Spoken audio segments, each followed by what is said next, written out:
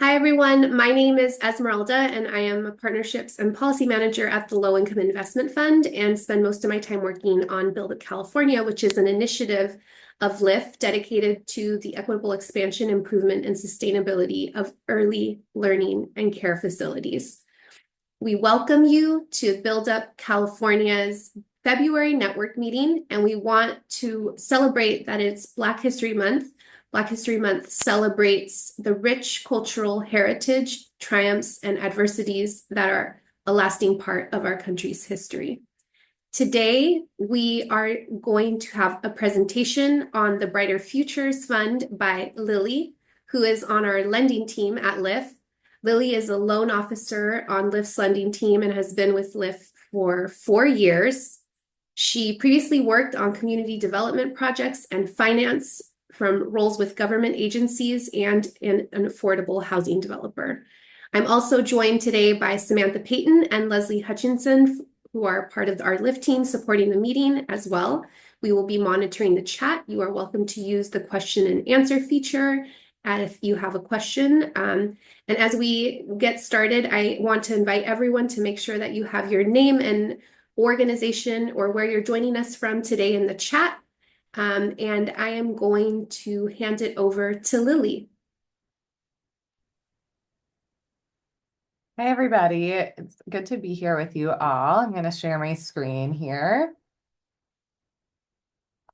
Okay, how's that? Success? Great. Okay, so my name's Lily Berticevich. As Esmeralda said, I'm a loan officer at LIF, and I'm going to be talking about the Brighter Futures Fund with you all, which I'll get into very quickly, but it's a loan program that we have that is dedicated specifically to childcare facilities. Okay. So a lot of you are familiar with LIF's ECE arm through the work that Esmeralda and Sam do with Build Up California.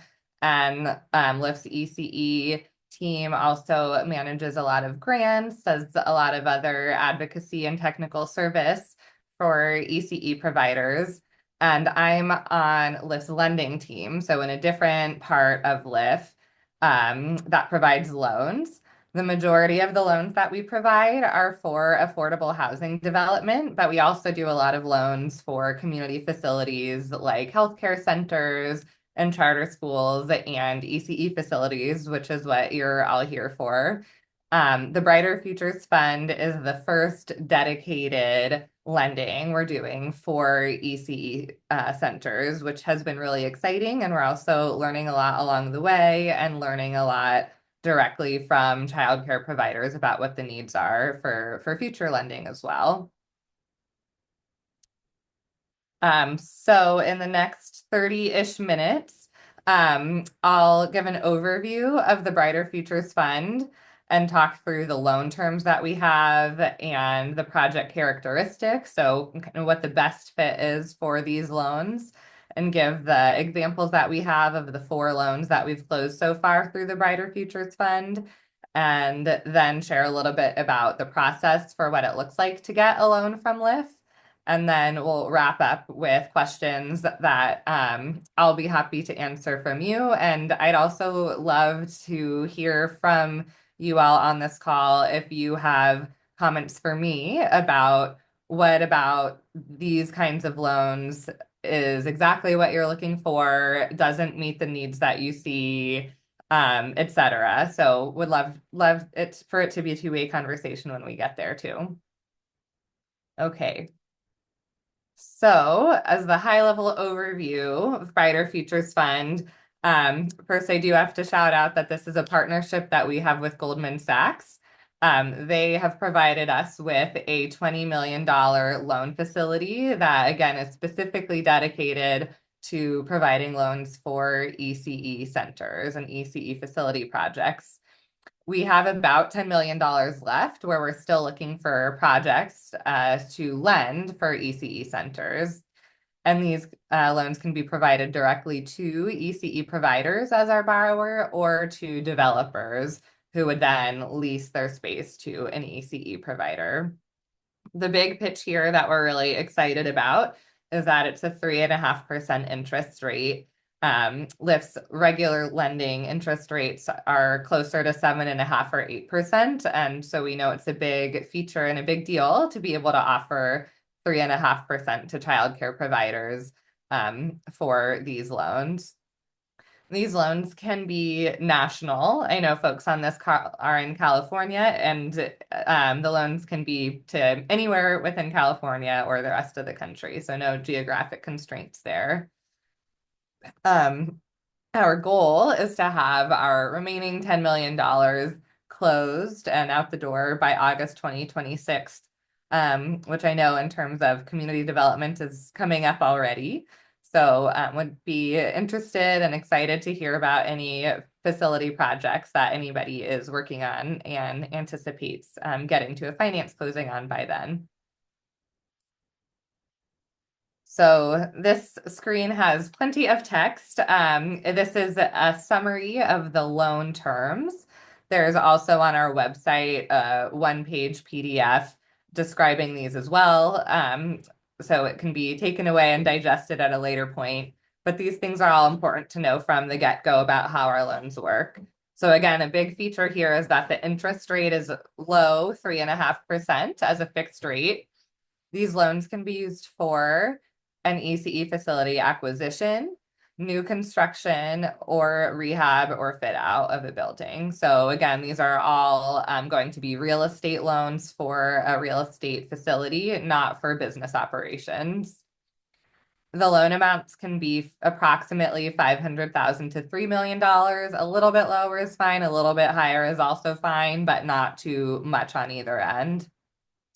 And the length of our loan can be up to 7 years. Sometimes shorter makes sense depending on the project, but the idea is that at the 7-year point, the remaining amount of the loan would need to be repaid. Debt service coverage ratio gets technical pretty quickly, but the point I want to make there is that our loan terms are specialized for the ECE industry, and we have lower monthly payments for programs that have greater revenues proportionally coming from vouchers or contracts compared with private pay. Collateral is also pretty technical within the real estate lending industry, but the important point to convey here is that our loans are secured by the real estate, which means that in a total worst case scenario, which we would never expect to happen, if a borrower's loan is not repaid through their cash flow and operations, we would technically be allowed to take over the building and become the new owners ourselves. So I just want folks to know from the get-go what it means to get into a real estate loan with a lender. So now I'm going to talk through the characteristics that we've identified that would be the strongest fit and less strong fit for these loans. I'll go through slides showing each of these rows one at a time. So first here is thinking about the borrower organization type. These loans can be for nonprofits or for-profit ECE providers, or as I mentioned before, developers or other landlords that would be leasing their space to an ECE center specifically. Unfortunately, these loans are not well set up for family childcare or home-based childcare providers. One main reason is the loan size that we're able to provide is typically higher than is workable for family childcare business operations based on the cash flow that's available. And secondly, as I was just describing with the collateral, Lyft is not in the business of taking real estate interest in somebody's individual home. So secondly, thinking about revenue sources, we are looking to provide Brighter Futures Fund loans to childcare business models that are primarily with revenues primarily coming from different vouchers or contracts or subsidies that support slots for low-income families, whether it's Head Start or something from the state or more locally. So we're not looking to support programs that rely primarily on private pay slots coming directly from the families.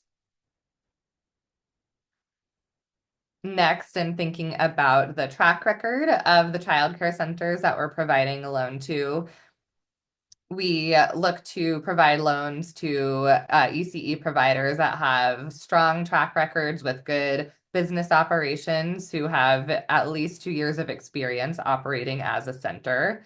And of course, that would have a high quality rating. So this means that these loans would not be a good fit for startups or childcare providers that have less than 2 years operating as a center or that want to open their first childcare center. And of course, a low quality rating would be a concern for us as well. So I'm thinking about a project timeline. As I mentioned before, we're hoping to be able to close on loans by mid-2026. And the process that I'll describe a little bit later is about 3 to 4 months often to get a loan to our borrowers. So if somebody had a need much shorter, much sooner than 4 months from now, it would not be the right process for them. I know some small business lenders, for example, are able to get loans out the door more quickly than our process does. And so a less strong fit would again be for a project that would be for much after mid-2026, or if there's not a clear path to closing yet, where the project readiness isn't quite to the point where we can really start to review and evaluate whether a loan is right for a project. Okay, and thinking about lease terms, if borrower is a tenant, we are looking to provide loans to either ECE providers or developers who own their space or have a long-term lease with 25 years. If a lease is 15 years or less, especially, it makes it more challenging for us to be able to provide a loan. I've definitely gotten feedback that this is unusual. It would be unusual for ECE providers to have a long-term lease that's 25 years. So I'm certainly collecting feedback about that so we can consider appropriate terms and standards. Okay, so that was an overview that I hope would help ECE providers be able to identify whether this could be a good loan opportunity or not for them. And to share briefly about 4 of the loan projects that we have supported through these loans. I have them listed here. They're for 4 different childcare providers spread across the whole country. So again, this program is national. The loan sizes have ranged from around $600,000 to up to 4 million, our largest one there. 2 of the ECE providers were nonprofits and 2 of them were small businesses. And what feels really exciting is the impact we're able to speak to for all 4 of these projects. The loans and the facility projects that were undertaken allowed the ECE providers to move from renting a space in one form or another to owning their own space, and being able to support that asset building is something that we're really excited to celebrate, and I know is really important for any business or nonprofit, and especially excited to see that for ECE providers. Through these projects also, all of these providers were able to increase the number of children they're serving, which is also a huge deal that we want to celebrate. Okay, and to speak to our loan process a bit, I have a summary here of what the timeline would look like. I've noted it can take 3 to 4 months minimum. It technically, this technically can be a slower or a quicker process, but 3 to 4 months is what I would pose as the minimum. Um, and it can also take longer than this. The timing depends a lot on the engagement that we have with our borrower. and how available and ready they are to answer our questions and engage with us, and whether they, for example, already have a real estate attorney on board, etc. So to talk through this a little bit more, our screening that can take 1 to 2 weeks is an initial process where I, as the loan officer, would ask our borrower, a child care provider, for information about a project itself, the timeline that they're planning for, um, what building they're going to be working on or owning. I would ask for historical financials, so ideally a profit and loss and a balance sheet for the last 3 years, and also operating projections showing what cash flows will look like into the future with revenues and expenses based on what's expected to happen after the project is done. So I would take a review at those things, probably have some follow-up questions, and then do an internal presentation where I'm hoping to get a soft approval to move forward to our term sheet. At that point, I would share our term sheet with our borrower, which outlines in a lot more detail what I had shared on the earlier slide, listing all of the requirements that come along with the loan and what the borrower can expect from the process. It would also outline some fees that are involved in our process. For example, the child care or the child care provider or the borrower pays for Lyft's legal fees at the end of the day, and also some reports that cost a couple of $1,000s or more. If the borrower agrees to the term sheet and wants to move to the next step, we start the underwriting process, which is a really deep dive. It can be 4 to 8 weeks. That's when we do a lot more review, especially on the cash flow projections for the future operations. And we want to understand really deeply your business model and your enrollment plans and your different revenue sources and all of your expenses, especially with your retention and staffing, and how you plan for your whole business model to take place. We'll also get a much deeper understanding of your physical property, the real estate, and the project itself, whether you're doing construction or rehab or a fit out. And again, we care a lot about that because in the worst case scenario, we would take over the building ourselves and want to make sure that the building is in good shape and in good condition. At this stage as well, we'll review the historical financials in much greater detail. And if our borrower is a small business, also look to understand the personal financials, because we would look to a personal guarantee from a small business owner as well. So that would take us to the next internal presentation I would do to get a final thumbs up to the loan approval stage, when our internal team would say, yes, this loan looks good. You can move forward. And that would take us to the last stage, the closing, which can take 3 to 4 weeks.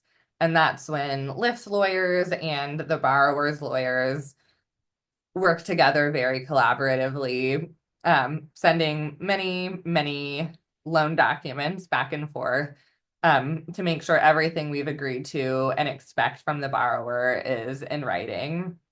And then at the closing, the amount of money that's needed is sent over to the borrower.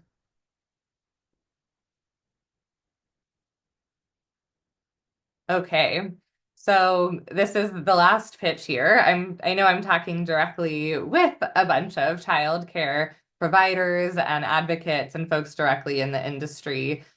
Just wanted to make a pitch to keep Brighter Futures Fund in mind as you're having conversations with other childcare providers, any developers, And if you're part of any ECE networks beyond Build Up California or connected with other government agencies, that might have connections to people who could make use of Brighter Futures Fund to spread the word and let me know if I can share more information with anybody directly or via a presentation like this.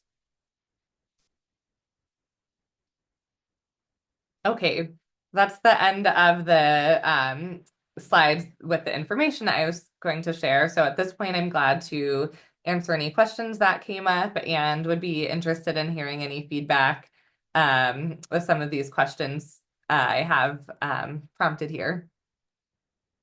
Hey Lily, so I noticed that there are 6 questions in the Q&A, and then there was another question that I noticed in the chat. And I also saw a hand up for Alma Contreras. So we can start with the questions that are in the Q&A if that's okay with you. And Yep. the first one is from Situ. I am a childcare business owner. Can we use the loan to pay the SBA loan? It depends. So these loans can be used to refinance other loans, which is what that would be doing. It would depend on if the SBA loan was for the real estate or not. Because again, we would want, with our lending, we take an interest in the real estate that you have. So I know there are some SBA loans, like the SBA 504 loan, that is focused on real estate lending. And so that could be an option. And can you clarify, Lily, because there are a few questions in the chat about if the good, strong fit and not so strong a fit for center operators and family or home-based childcare providers for Brighter Futures Fund loans specifically? Sure. So the at this point, with Brighter Futures Fund, we can only lend to center operators that have at least 2 years of experience operating as a center. At this point, we cannot provide loans for family childcare. Are there opportunities if there were a home-based provider that that has been in operation for many years that was looking to finance opening a center, or do they need to have already been a center operator? The latter. Right now, we are not able to provide loans for startups that don't have more than 2 years of operations. And I'll share with you all that that's the biggest question I get. And so I'm definitely taking notes about all the conversations I have with interested family childcare providers who would like a loan so that I have data showing how big of an interest there is for that. So if anybody still wanted to reach out directly to me to make sure I have that information, I don't expect that I'll be able to provide a loan to a family childcare provider looking to open a center in the short term. But again, I think collecting this information so that we have a better understanding of the market and the need is really important. And I would love to be able to support people's growth and understand the value there. So I'm sorry that we're not able to do that at this time.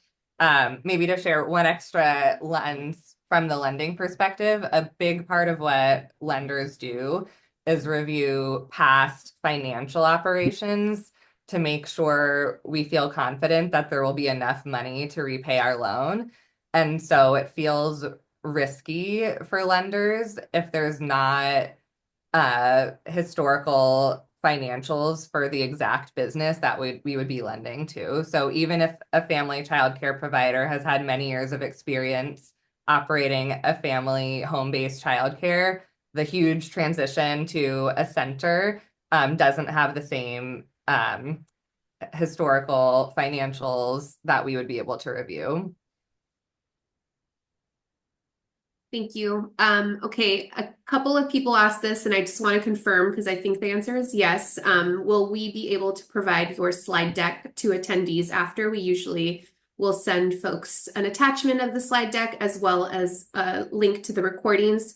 Recordings for sure can be provided to all the attendees. Want to confirm that the slide deck is available to them as well.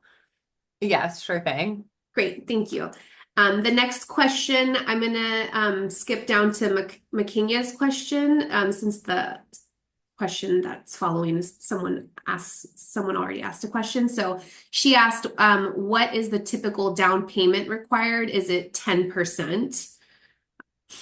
10% is the typical equity contribution. So the way we look at that is we'll see the total cost for the project. So if it's a new construction project, it would be different than an acquisition project, but we look for our borrower to pay 10% of what the total costs are on the project side. That can be covered by a grant, the equity contribution. So it doesn't have to be cash from the borrower. It can be a grant. And then she goes further and says if the borrower wants to develop a lot and build apartments on top and childcare on the bottom, the location, hey, can there be two loans for that? Great question. I don't have a quick or easy answer to that one. LIF has been really excited about exploring co-location opportunities and trying to figure out how to provide a loan for that. Right now, the way LIF's lending works is that we can provide up to a $16 million loan total. And that is something that might be prohibitive for a project like that. I think we would want to provide one loan for the entire development project, but there could be, theoretically a separate loan for the construction, for the core and shell of the entire building, and then a separate loan for the fit out of the ECE center, as one example of what a comparison could look like. So we're really excited about exploring those opportunities, and that's a big, it depends kind of answer. It depends on the exact situation and exact project. Cool. Okay, back to this question. Can I buy the property using the loan? Yes, our loans can be used for acquisition. And then Kristen Anderson asks if there's 10 million left in this fund and applicants nationwide can apply for up to 3 to 4, that might fund only 3 to 4 loans, correct? Second, is there a possibility of additional funding from this and other sources? First question, yes. If we had 3 projects appear that all needed $3 to $4 million, that would take the rest of the pot of money. We are looking and looking at and reviewing loans as they come to us. And there's a lot of consideration that goes into whether we can pursue any particular loan or not. So there may be fewer larger loans, there may be more smaller loans. We'll just have to see. The second question was whether there would be more funding in the future. Is that right? I don't know is the most transparent answer. LIFT's lending can still do lending for ECE centers separate from the Brighter Futures Fund, but the Brighter Futures Fund has the special low interest rate. And so again, through that partnership with Goldman Sachs, we're able to offer it. And so LIFT will have to do some strategizing to figure out if we'll be able to offer a low interest rate after Brighter Futures Fund going forward. Thank you. The next question, is there a deadline for the application for the loan? I think you said August is when it goes till, but when is the deadline? Yes. So yes, we want to be able to close the loans by August 2026. We don't have a formal application process or deadline. We're reviewing loans and loan opportunities as they come to us. If folks are interested, they should reach out to me directly, and I would follow up and share what we're calling our interest form, which has a list of general eligibility questions that are kind of similar to the characteristics table I had on my slides, and then a list of questions about the project, which will help me understand if a project is at a good place to be ready for a loan or not. And also a request for some of the documents I mentioned, like historical financials, projected cash flow, um, etc. And then I would set up a call to learn more.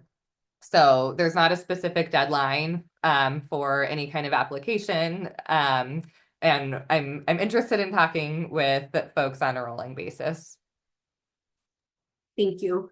The next question is, what are typical closing costs? Yeah, that's a good question. And it varies so much, which is frustrating, I know. Um, for the most complicated projects that involve new markets tax credits, which you don't have to know about if you don't know about them already, but that can involve $120,000 of closing costs.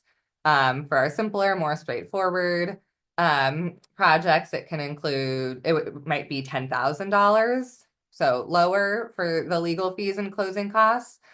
We also have a 1% origination fee. So 1% of the value of Lyft's loan is something that we charge to our borrowers that gets worked into the closing. And that helps pay Lyft staff, basically. And then I mentioned some other fees earlier. So the borrower is expected to pay for things like an appraisal. If there's a construction project, there are different construction reports that are also a couple of $1,000s each. Um, and so that's something we would definitely talk about with the borrower, so they could be prepared. Okay, the next one I see on here is, can you explain the sections of the loan applications? What characteristics are you looking for? Need in community. Sure. So let's see. I, as mentioned, we don't have a loan application the way some other lenders might. But I do have what we're calling an interest form that can help us collect information that we need to understand at the beginning. So that asks for things like the project address, um, to understand what kind of business entity or nonprofit entity we'd be lending to, um, whether, let's see, I'm actually scrolling through it to remind myself of examples of questions, how long a provider has been in business in general and at the site that is going to be financed, an understanding of the program revenues, how large of a loan you're looking for, what you'll be using the loan for, an understanding of the collateral again. So that's whether a borrower owns their site or whether they have a lease. And if there's a lease, how long of a term the lease is. We have a request for the financial operating projections showing what the cash flow, revenues, and expenses will look like over the next few years after the project is complete. We want to understand the project timeline.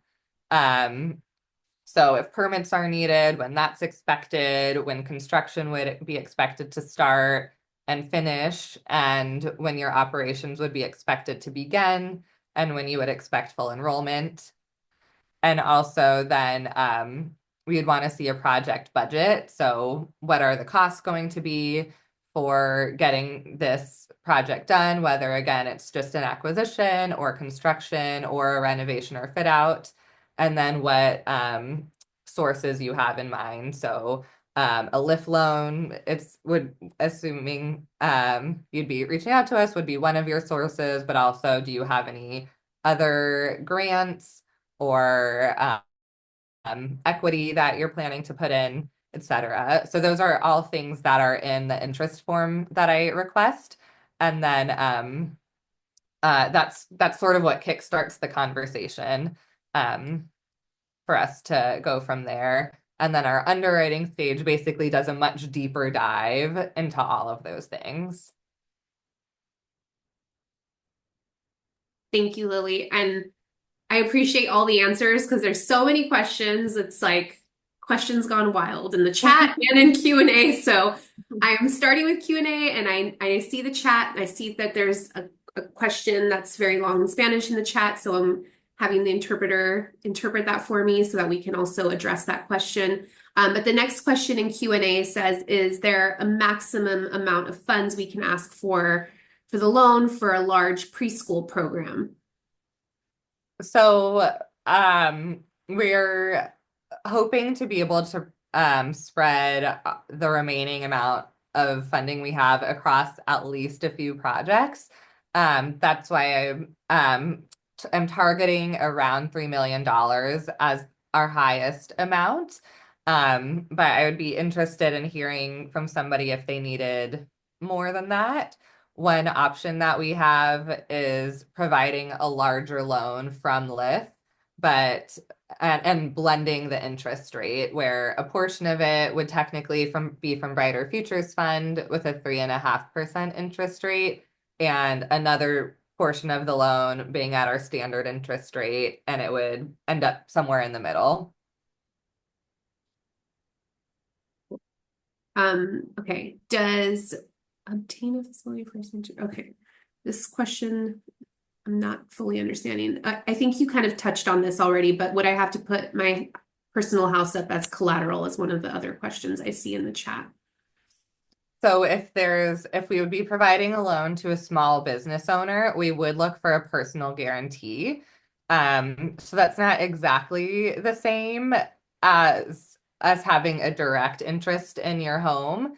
But you individually would be obligated to making sure that the loan would be repaid in a total worst case scenario where you couldn't repay the loan through your operating cash flow and the value of the building wasn't worthwhile either.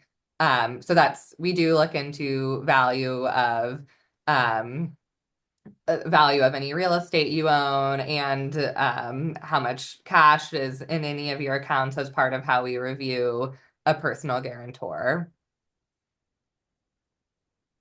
Then I see from Kathy in the Q&A and the chat, what is major selection criteria when you're reading the applications?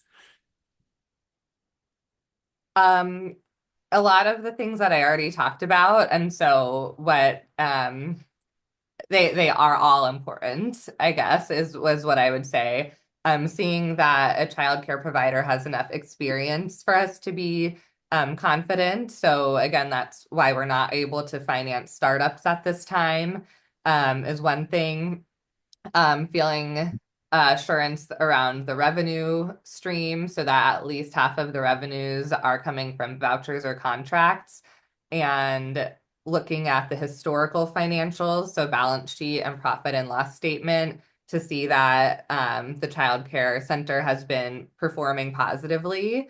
And then also looking at the future cash flow. And what we really make sure there is that there's enough cash flow to repay our loan every month. Okay. It says, I think what they're asking is if you obtain a facility for a center, does it include leasing a facility or is it only for purchase? So our loans can be provided to acquire a facility if somebody owns it, but they cannot be provided for somebody to use the money to rent the space. If that's what the question is asking. If we do provide a loan to somebody that's renting their space, we would look for them to have a long-term lease of 25 years, ideally. Okay, the next question is three, so I'm gonna just ask them one at a time. So how does this program compare to the SBA processes? Yeah, that's a good question. I am in the process of learning more about SBA lending. I would say um, the big pitch really with Brighter Futures Fund is the low interest rate. SBA loans, I think, have slightly lower than market, but not as low as 3.5%. Um, Otherwise, I've heard from folks with SBA loans that the process can feel really complex and challenging. I hope that we're a bit smoother, but I think real estate lending is a complicated world to dive into. Um, but otherwise, I would say in general, SBA like 504 loans that would allow for acquisition or construction of a facility probably work pretty similarly as our loans do, and they would have to review and look for the same kinds of things. And I want to just do a quick little time check because I know we said that this meeting would go until 5:45, and I want to respect your time, Lily, and I'm hoping if it's okay with you that we can continue to answer some of these questions if that's all right. Yes, yeah, I'm glad to. Just wanted to make sure. And if you want to hang out, like we'll stay and answer these questions. But if you need to drop off, this meeting is recorded and it will be posted online. So it's totally up to you. So the next part of that question was if an existing facility wants to get pre-approval for sale to other ECE operators, do you work with them? Um, that hasn't come up before. I'd be curious to learn more if somebody has a specific scenario.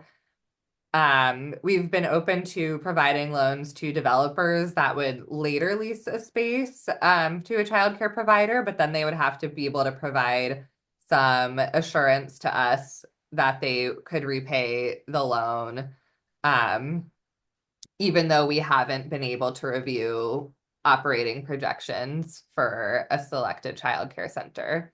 So it's not what we've done, but I'd be curious to hear more about that thought. And then the last part of the question from Rick is, how do you support the risks and uncertainty of CUPs in the market where it takes many months to get a decision?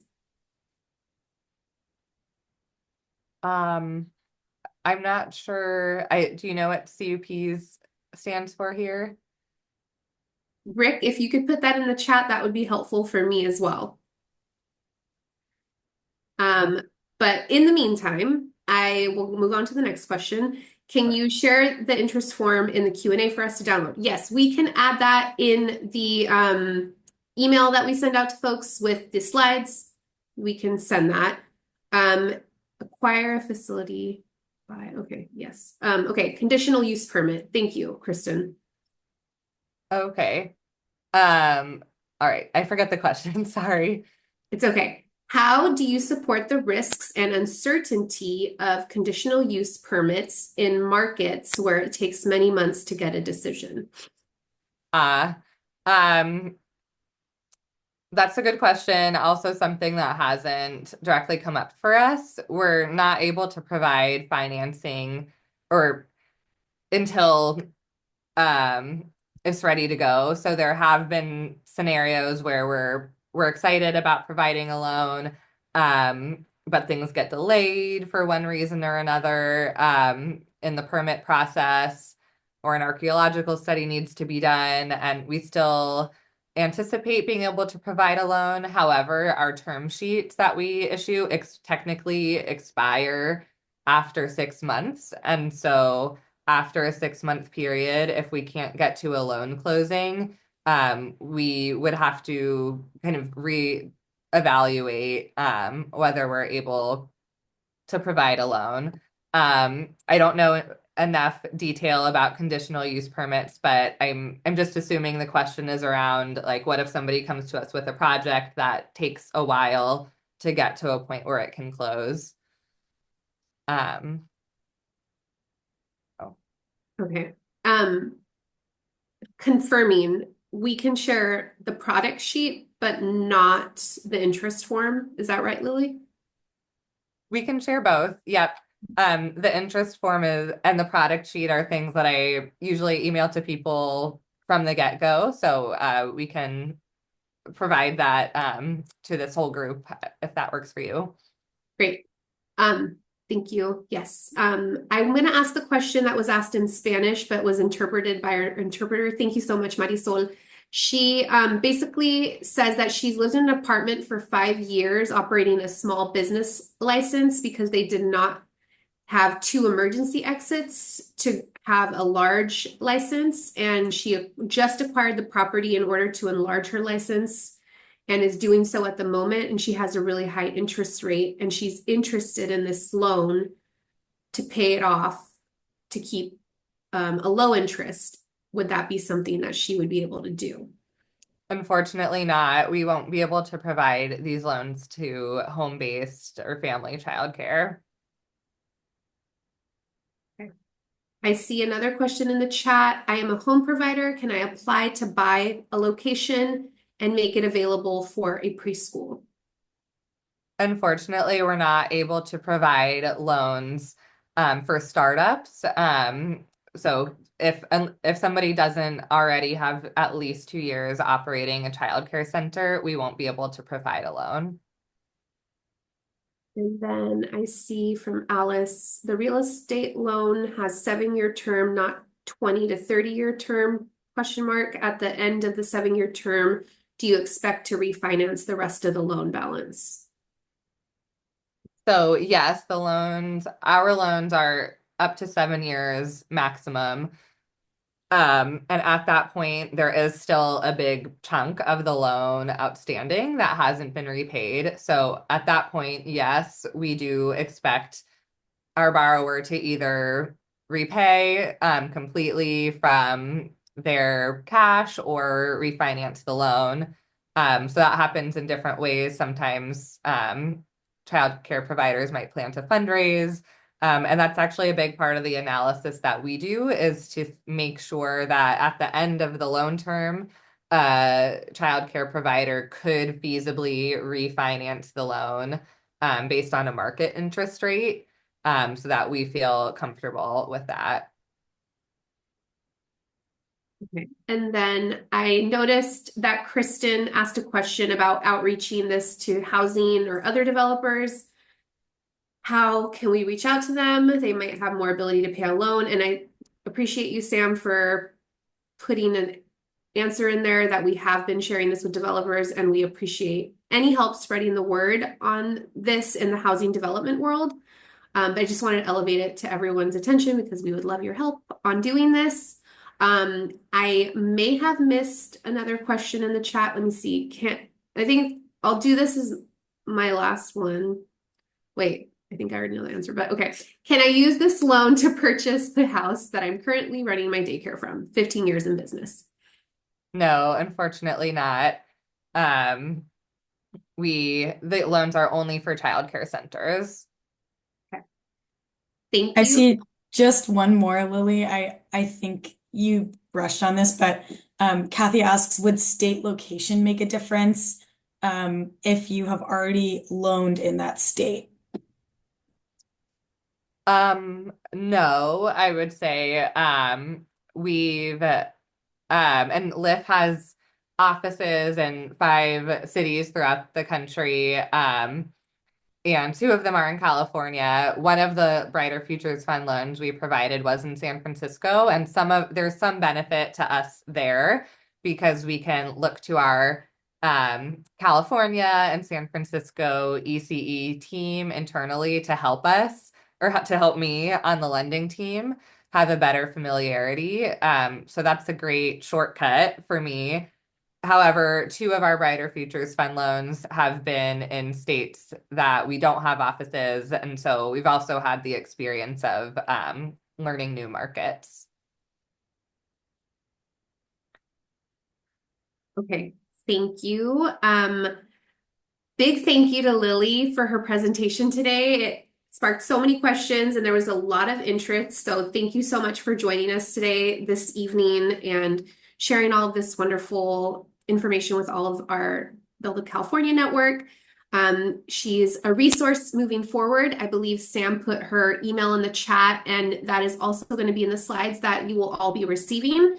And one last thing I want to note is that Build Up is going to continue advocating for more funding for the IGP for this legislative cycle, which is totally different. And we also are going to advocate for making grants non-taxable. We know that grant money is limited, and currently we have no new funding in IGP, so the Brighter Futures Fund is a really good option if you qualify and you want to apply.